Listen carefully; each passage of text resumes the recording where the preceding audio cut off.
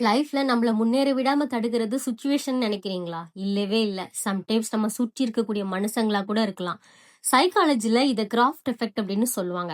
ஒரு பக்கெட்ல நண்டெல்லாம் போட்டு வச்சா, அந்த நண்டெல்லாம் அப்படியே அங்கேயே இருக்குமாம். அது திறந்து வச்சா கூட வெளியில போகவே போகாதாம். அதுல ஏதாவது ஒரு நண்டு மட்டும் வெளிய வர ஏதாவது முயற்சி பண்ணுச்சுன்னு வச்சுக்கோங்களேன், கீழ இருக்க நண்டெல்லாம் அத அப்படியே இழுத்து எடுத்து போட்டுருமாம். இதெல்லாம் உனக்கு செட் ஆகாது. நீ இதுக்கெல்லாம் சரிப்பட்டு வர மாட்ட. நீ இங்க இருக்கிறதுக்கு தான் பிறந்திருக்கன்னு திரும்ப அந்த பக்கெட்டுக்குள்ளேயே போட்டுருமாம். உண்மைய சொல்லணும்னா, வாழ்க்கையில நானுமே இது நெறைய தடவ எக்ஸ்பீரியன்ஸ் பண்ணியிருக்கிறேன். புதுசா ஏதாவது ஒரு விஷயம் ட்ரை பண்ணும்போது, காலையில 5 மணிக்கு எழுந்து என் வாழ்க்கைய மாத்தப் போறேன் அப்படின்னு முயற்சி பண்ணும்போது, ஹெல்த்தி பிரையாரிட்டி கொடுக்கணும் அப்படின்னு ஆரம்பிச்சபோது, என் பிசினஸ் எப்படியாவது பில்ட் பண்ணணும் அப்படின்னு நெனச்ச போதெல்லாம், "உன்னால முடியாது. எதுக்கு இவ்ளோ கஷ்டப்படுற 5 மணிக்கெல்லாம் எந்திரிச்சு? இதெல்லாம் உனக்கு கொஞ்ச நாள் தான்." அப்படின்னு நெறைய குரல்கள் கேட்டிருக்கேன். சில நேரங்கள்ல அது சொசைட்டில இருந்து வரும். சம்டைம்ஸ் அது ஃபேமிலில இருந்து கூட வரும். இன்னும் சில நேரங்கள்ல எனக்குள்ளயே அந்த குரல் கேட்டிருக்கேன். ஆனா ஒரு விஷயம் நான் புரிஞ்சுக்கிட்டேன். நம்ம நண்டு இல்ல, நம்ம பறவை.